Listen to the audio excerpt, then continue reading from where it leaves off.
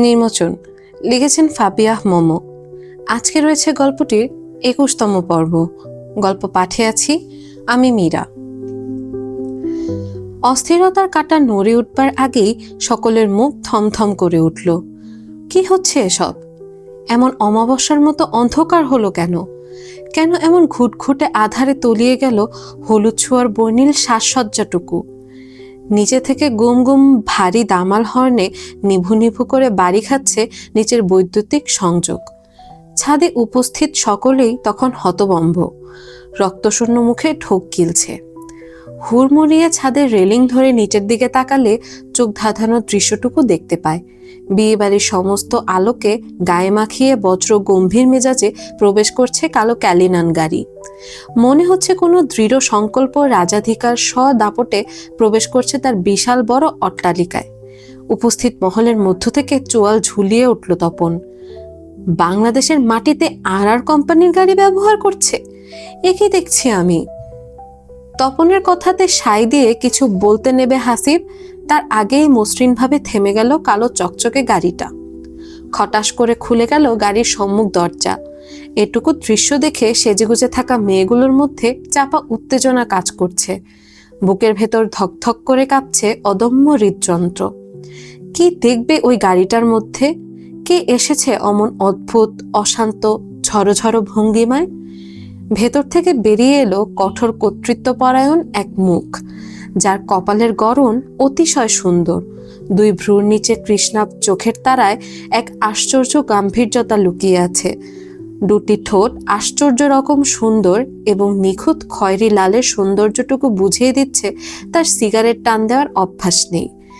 ঢোক গিলে জলপাই রঙা শাড়িতে তন্নি মেয়েটা জুলজুল চোখে বলল, মনে হচ্ছে চোখের সামনে আমি এমন একজনকে দেখতে পাচ্ছি যে কিনা হাসতে পারে বলে মনে হচ্ছে না, তবু তার মধ্যে কি যেন একটা অদ্ভুত ব্যাপার লুকিয়ে আছে।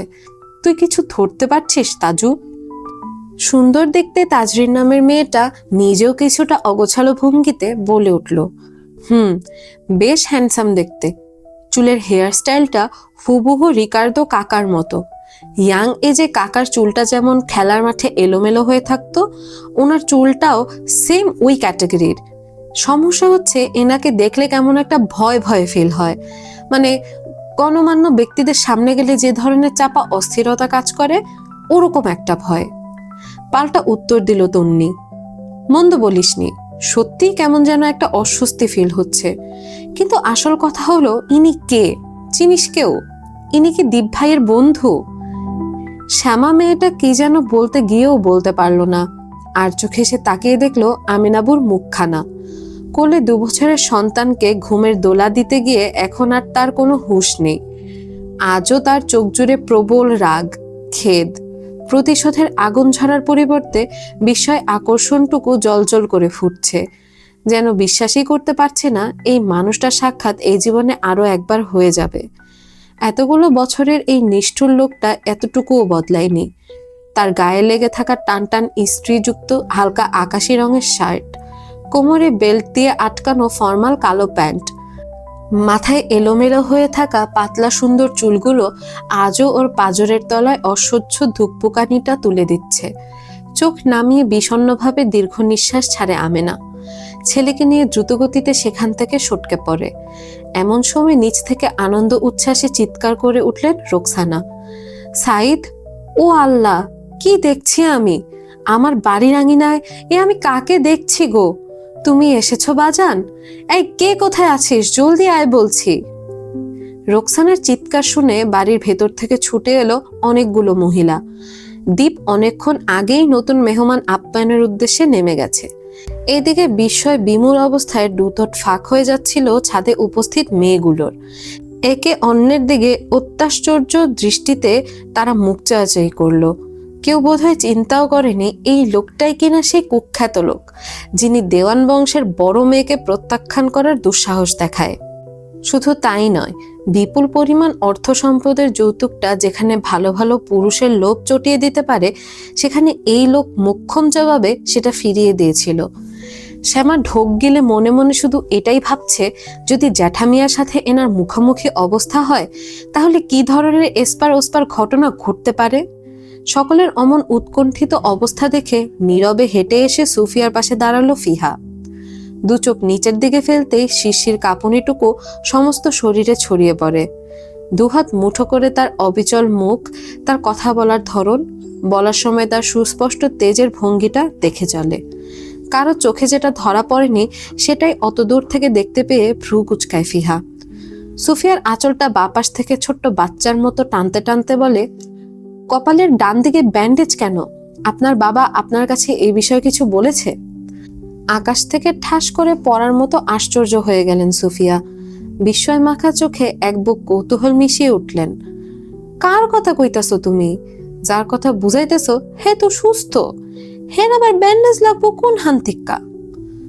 দু চোখের দৃষ্টি সম্পূর্ণ ওই মানুষটার দিকে ফেলে রেখে আরো দ্বিগুণ উত্তেজিত হলো ফিহা। নিজের দু চোখ দিয়ে দেখতে পাচ্ছি কপালের ডান কোণে ব্যান্ডেজ, ছোট্ট। উনি সবসময় মাথার ডান দিকে সিথি করেন, অথচ আজ তিনি চুলটা বাঁ দিকে সিথি করেছেন। এই ব্যান্ডেজ আমি গতকাল সন্ধ্যার সময়ও দেখতে পাইনি। দেখুন আপনি দেখুন, চুল দিয়ে ব্যান্ডেজটা আড়াল করা। সারা মুখ জুড়ে অশান্ত অবস্থা এঁটে থাকলেও ফিহার দু চোখে লেগে আছে ভয়। এই ভয় কিসের ভয় সেটা বুঝতে পারছেন না সুফিয়া। তবে ব্যান্ডেজের কথাটা শুনে উজবুক মন নিয়ে তিনি পাশে দাঁড়ানো ফাহাদের দিকে চাইলেন। ফাহাদ সব কথাই শুনেছে। সে সুফিয়ার দিকে দৃষ্টি ঘুরিয়ে নীরবে বুঝিয়ে দিল ফিহা সত্যি কথাই বলেছে। এত দূর থেকে যদিও ছোট্ট ব্যান্ডেজটা সকলের চোখে পড়ার কথা না, এমনকি ফিহার কথাগুলো আড়ি পেতে না শুনলে ফাহাদ নিজেও ব্যাপারটা ধরতে পারত না। অথচ সবার চোখকে ফাঁকি দিয়ে ওইটুকু মেয়ের দৃষ্টিশক্তি ও পর্যবেক্ষণশীল ক্ষমতা দেখে ভীষণ অবাক হলো সে। আর চোখে দেখতে পায় তার বন্ধুর জন্য ওই ছোট্ট বুকের ভেতরে অসহ্য চিন্তার হুল ফুটছে, ছটফট করে অস্থিরভাবে ঠোঁট কামড়াচ্ছে। এই চিন্তা কি তবে মনোকাননের কোমল অনুভূতির চিহ্ন, নাকি শুধু সহানুভূতির উৎকণ্ঠা? রান্নাঘরে উত্তপ্ত চুলার সামনে দাঁড়িয়ে আছেন আফসানা। চুলায় টকবক করে ফুটতে ফুটতে পানি শুকিয়ে যাচ্ছে, তবুও চায়ের চা পাতা দিতে একটুও হুঁশ নেই। দু চোখ ভয়ঙ্করভাবে স্থির হয়ে সামনের দেয়ালে চেয়ে আছে। কান্না গেলার মতো বারবার ফুলে উঠছে নাকের পাটা, তবে চোখ এখনো শুকনো আছে। ডান হাতের মুঠোয় কাঁটা চামচের হ্যান্ডেলটা শক্ত মুষ্টির ভেতর থরথর করে কাঁপছে। জানেন না এই বিয়েবাড়ির আমেজটুকু আর একটা মুহূর্ত কিভাবে তিনি সহ্য করবেন। রোকসানার ভাসুর আলী আজগর দেওয়ান বেশ প্রতাপশালী একজন ব্যক্তি। তার কাছে অর্থের দাপট, বৃত্তের জৌলুস, মানুষকে ছোট করার ঝোঁক অত্যন্ত বেশি। আজ থেকে কবছর আগে যখন এই লোকটাই নিজের একমাত্র কন্যার বিয়ের প্রস্তাবে ঘরজামাই হিসেবে সাইদকে চেয়েছিল, তা মোটেও মেনে নেননি সচেতন আফসানা। তার কাছে সে সময় দুনিয়াবি সকল ভোগবস্তুর চাইতে ছেলের ইচ্ছা, রুচি ও আত্মসম্মানের গুরুত্ব প্রচুর। ছেলেকে এমন উচ্চমানের শিক্ষায় শিক্ষিত করেননি যে শ্বশুরবাড়ির হারামের টাকায় আয়েশ লুটতে যাবে।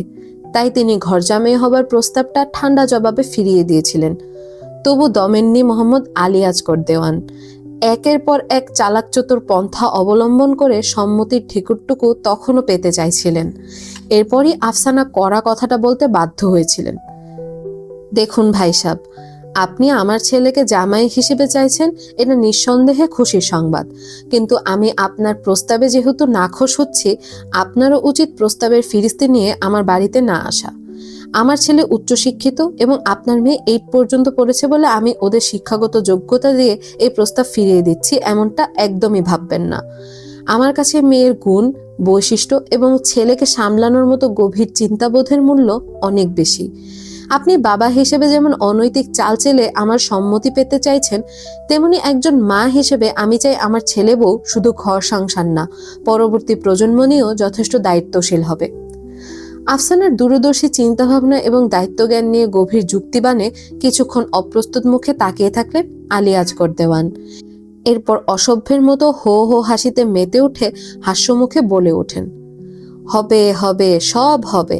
আপনার মতো সুন্দরী, গুণবতী, উচ্চ জ্ঞানের মহিলা যদি আমার বাচ্চা মেয়েকে নিজের কাছে রাখেন, ওরে একটু একটু করে শিক্ষা দেন, তাইলে সব পানির মতো পরিষ্কার হবে ইনশাল্লাহ।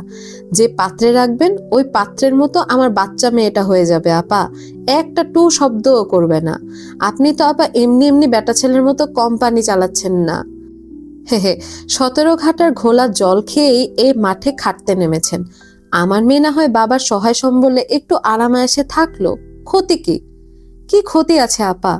দুটো কাজের বেটি, একটা বাজার করার ছোকরা, আর সঙ্গে কিছু দানা পানি দিয়ে দিলে তো আপনার পুত্রও খুশি, আমার মেয়েও খুশি। ওদের খুশিতে আমরা খুশি। কি বলেন আপা, খুশি হবেন না? রান্নাঘরে ধারালো বটিটা হাতে নিয়ে ছটফট করছেন সুফিয়া। যদি এই শয়তানটাকে এখন উঁচু নিচু কিছু করতে দেখেন, তবে এক কোপে ঘাট থেকে গর্দান নামিয়ে ফেলবেন। এই ভদ্রবেশী অসাধুটা এখনো বুঝতে পারেনি এ বাড়ির দুটো মহিলা ওর মতো নির্লজ্জকে ভয় পায় না।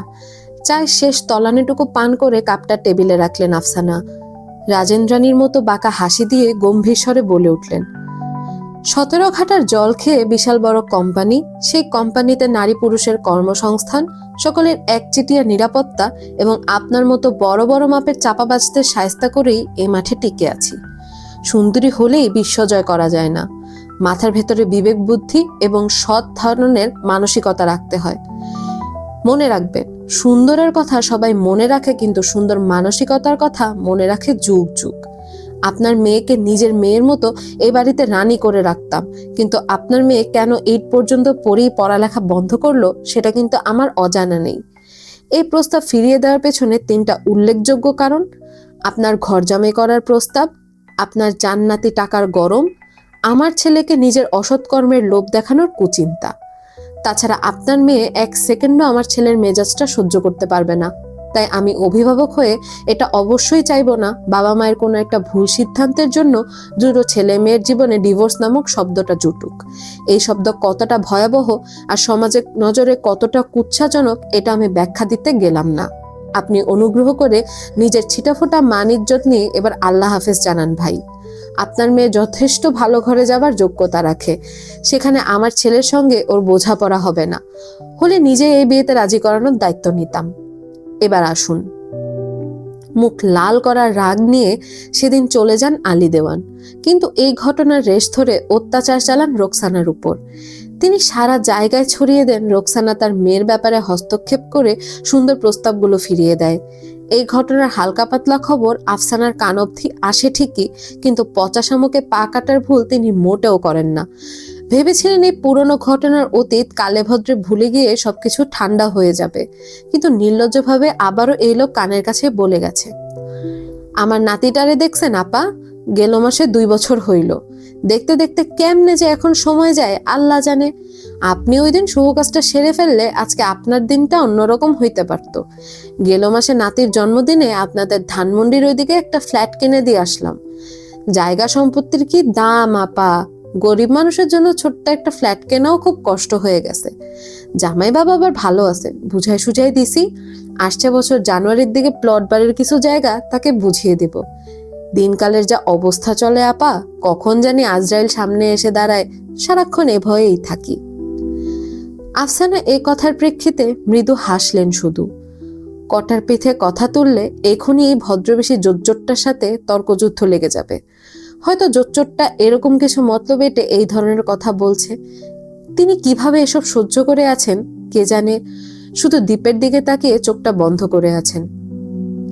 খালামুনি, কি করছো তুমি? ঝটকা লাগার মতো চমকে উঠতেই ডানে তাকালেন আফসানা। ফিহা দৌড়ে এসে তাড়াতাড়ি চাবিটা মোচন মেরে চুলা নেভালো। চায়ের পানিটা শুকিয়ে পাতিল থেকে ধোঁয়া বেরোচ্ছে। ফিহা একদমই তোয়াক্কা না করে ভীষণ চটানো গলায় বলে উঠল, আশ্চর্য হয়ে যাচ্ছি আমি, কি হয়েছে তোমার? তোমার মনোযোগ কোথায় থাকে? চুলার সামনে দাঁড়িয়ে দাঁড়িয়ে এ ধরনের অসতর্ক কাজ কিভাবে করো? এখন যদি আমি না আসতাম কি হতো? আফসানা হেসে দিয়ে ফিহার রাগ মাখানো মুখটায় আঙুলের ডগায় ছুঁয়ে দিলেন। আবারও পাতিল ভর্তি পানিটা চুলায় দিয়ে বললেন, ধুর পাগল, অত ভয় পেলে চলে নাকি? হাত পা গুটিয়ে বসে থাকলে সংসারের কাজকর্ম শিখবি? থাক, এখন সে কথা বাদ। ছাদে সবগুলো বাতি নিভে গেছে, ওগুলো কিভাবে নিভলো জানিস? সেটা তো আমি জানি না। দীপ ভাই জানালো লাইনের মধ্যে কি যেন একটা সমস্যা হয়ে সবগুলো বাতি নিভে গেছে, আর মেইন লাইনের যে সংযোগটা ছিল সেখানে একটা ছোট্ট শর্ট সার্কিট হয়েছে। এখন এগুলো কেন হলো, কিভাবে হলো, এই প্রশ্নের উত্তর কেউ বলতে পারছে না। আজগুবি কাণ্ড না? এভাবে হঠাৎ করে এতগুলো নষ্ট হবে কি জন্য? একটু আগেও তো সব ঠিকঠাক মতো চলছিল। এই কথার কোনো উত্তর না দিয়ে চুপ হয়ে যায় ফিহা। এতগুলো মানুষ সেখানে উপস্থিত ছিল, সবাই বয়সে বড় বা সমবয়সী। কিন্তু এটা কেউ খেয়াল করলো না যে ওই মানুষটার আগমনেই এমন সব অদ্ভুতরে কাণ্ড হয়েছে। এখনো ফোনের ডান কোনায় নেটওয়ার্ক নেই। শর্ট সার্কিট হবার কারণটুকু এখনো ব্যাখ্যা করা যাচ্ছে না। এ কেমন ঘটনার সংকেত?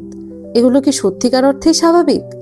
রান্নাঘর থেকে বেরিয়ে ফিহা আনমনে হাঁটতে হাঁটতে হঠাৎ একটা বাচ্চা ছেলে কোথা থেকে উদয় হলো। ওর পথ আটকে দাঁড়িয়ে থাকলে পুচকে পুচকে আঙুলে তর্জনী তুলে বলল, তোমার নাম কি ফিহা? ছোট ছেলের আর ভাবভঙ্গি দেখে খিলখিল করে হেসে দিল ফিহা। বয়স বোধহয় 4 কি 5 হবে। কণ্ঠে এখনো আধো আধো ভাবটা লুকিয়ে আছে। মুখ জুড়ে কি মায়া মায়া ঘোর। গায়ে সুন্দর একটা কমলা রঙের পাঞ্জাবি। বাচ্চাটার সামনে হাঁটু গেড়ে বসতেই তার নরম তুলতুলে গাল দুটো টেনে দিল ফিহা। হ্যাঁ, আমি ফিহা। তোমার নাম কি জেন্টলম্যান? তুমি আমার খোঁজ করছো কেন? ছেলেটা মিষ্টি একটা হাসি দিয়ে বলল, তোমাকে একজন খুঁজছে। সে বলেছে তুমি এখনই তার সাথে দেখা করো। কথাটা শুনতেই মরমে মরমে ঠান্ডা শিহরণ অনুভব করলো ফিহা। সে ওকে খুঁজছে। এখানে এসে নিশ্চয়ই ওকে খুঁজে গেছে। সকালে সেই কলজনিত কাণ্ডটা করলো, এরপর ও তার সামনে কিভাবে হাজির হবে? ছোট্ট ছেলেটা ফিহার গলা জড়িয়ে ধরতে হঠাৎ দারুণ এক অপ্রত্যাশিত কাণ্ড করে বসলো। টুপ করে ওর ঠোঁটে চুমু খেলো বাচ্চাটা। মিটিমিটি হাসি দিয়ে বলে উঠল, সে তোমাকে একটা চুমু দিতে বলেছে। দূর থেকে তো সে চুমু দিতে পারবে না, তাই তার চুমুটা আমিই তোমাকে দিয়ে দিলাম। ছোট্ট ছেলেটা কয়েক সেকেন্ডের মধ্যেই হাতের বন্ধন ছাড়িয়ে ছুটে পালালো। বিয়ে বাড়ির হইচই হট্টগোলে মিলিয়ে গেল সে। অথচ দূর থেকে কারো সূক্ষ্ম মনের সুতোয় বাধা পড়ে যায় ফিহার মন। কঠিন লজ্জায় দু চোখ খিচিয়ে ঠোক গিলল। দূর থেকে ওই মানুষটা কতটুকু অস্থির হয়ে আছে ওর জন্য, কতটা ব্যাকুল হয়ে পড়লে এভাবেও কাজটা করতে পারে। ওর কি একবার যাওয়া উচিত? দেখা কি উচিত কোন কপালের ডান কোণে চোটটা লেগেছে? এই ছিল আজকের পর্ব। কেমন হলো তা অবশ্যই কমেন্ট করে জানাবেন। আগামী পর্বে দেখা হচ্ছে। সেই পর্যন্ত সবাই ভালো থাকবেন, সুস্থ থাকবেন। আজকের মতো আমি মীরা এখানেই বিদায় নিচ্ছি। আল্লাহ হাফেজ।